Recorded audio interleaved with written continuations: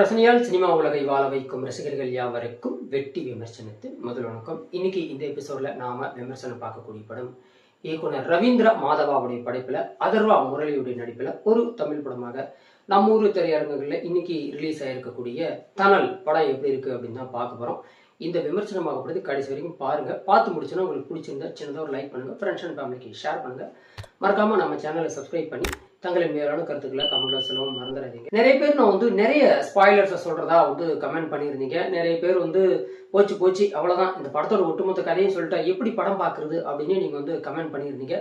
நான் ஸ்பாய்லர்ஸ் சொல்லலைனாலுமே நிறைய பேர் நீ இந்த படத்தை பார்த்தியா அப்படின்னு கமெண்ட் பண்றீங்க. அதனால ஒரு சில படங்களுக்கு, அதுவும் குறிப்பா இந்த லோ பட்ஜெட் படங்களுக்கெல்லாம் ஸ்பாய்லர்ஸ் இல்லாம சொன்னா அது ரிவ்யூ ஆகாது அப்படிங்கிறதுனால தான் சொல்லிட்டு இருந்தேன். ஸோ இனிமேட்டு முடிஞ்ச வரைக்கும் ஸ்பாய்லர்ஸை கம்மி பண்ணிட்டு சினிமாவில் இருக்கக்கூடிய முக்கியமான சமாச்சாரத்தை கரெக்டாக ரிவ்யூ பண்ணி சொல்றதா முடிவு பண்ணியிருக்கேன். ஸோ ஆதரவு கொடுங்க. தனல் இந்த படத்தோட கதை அப்படின்னு எடுத்துக்கிட்டோம்னா, படத்தோட கதையின் ஆரம்பத்தில் பேங்கை கொள்ளையடிக்கிற ஒரு செட்டப் கேங்கை போலீஸ் என்கவுண்டர் பண்றாங்க. இந்த என்கவுண்டர் பண்ணக்கூடிய அந்த டீம்ல இருக்கிற ஒவ்வொருத்தருமே மர்மமான முறையில கொல்லப்படுறாங்க. இவங்க கொல்லப்பட்ட பிறகு அந்த இடத்துக்கு புது செட்டப் டீம் ஆட்கள் சேர்ப்பாங்க இல்லையா, அதுல நம்ம கதாநாயகன் அதர்வாவும் வராரு.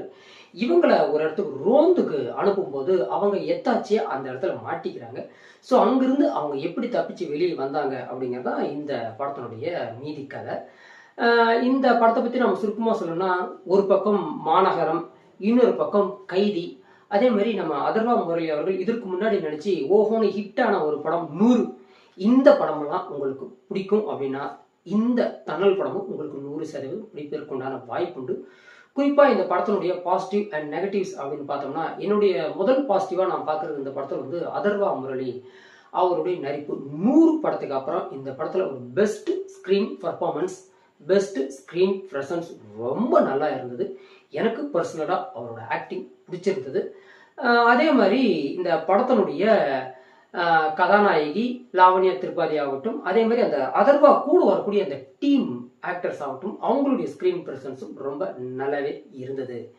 அதே மாதிரி படத்தினுடைய டெக்னிக்கல் டீம் அப்படின்னு பார்க்க போனா, ஜஸ்டின் பிரபாகரனுடைய இசை பெரும்பாலான இடத்துல நல்லா இருந்தது. பட் ஒரு சில இடத்துல இன்னும் கொஞ்சம் பெட்டரா மியூசிக் பண்ணியிருக்கலாமோ, இந்த மியூசிக் இதுக்கு ஒரு டிராபேக்கா அமைஞ்சிருமோ அப்படிங்கிற ஒரு எண்ணமும் நமக்கு இந்த படத்தை பார்க்கும்போது இருந்தது. அதே மாதிரி டெக்னிக்கல் சப்போர்ட் அப்படின்னு கேட்டோம்னா, டெஃபினெட்லா ஒரு பக்கம் ஸ்கிரீன் பிளே, இன்னொரு பக்கம் எடிட்டிங், கேமரா ஒர்க்கு, இந்த ஸ்டண்ட் டீம் சும்மா சொல்லக்கூடாது ஓரளவுக்கு நல்லாவே பண்ணியிருக்காங்க. டெக்னிக்கலா ஓரளவுக்கு ஆவரேஜாவே படம் இருந்தது அப்படின்னு நாம சொல்லலாம். அண்ட் ஸ்டோரி அண்ட் பிளாட்டுக்கு வந்தோம்னா ரொம்ப பெருசா நம்ம சொல்ல வேண்டிய அவசியம் இல்லை. கிட்டத்தட்ட இது ஒரு ஒன் நைட் சர்வைவல் மூவி தான்.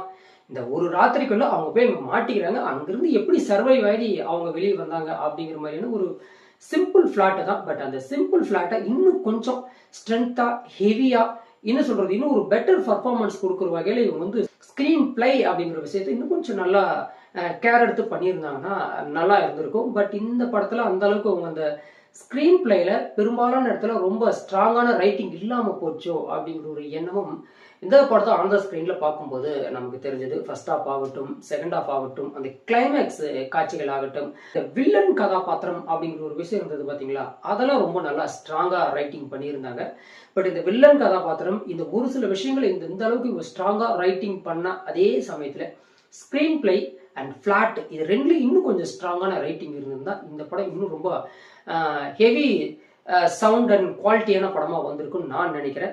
பட் இவங்க ஒரு சில இடத்துல டோட்டலா சொதப்பி, பெரும்பாலான இடத்துல கொஞ்சம் கிளேசியா இருந்தாலுமே, படத்தினுடைய ஏனைய விஷயங்கள் ஓரளவுக்கு சரியா இருந்தாலுமே நமக்கு இது ஒரு பிலோ ஆவரேஜுக்குள்ள இருக்கிற மூவியா தான் நமக்கு தெரிஞ்சது.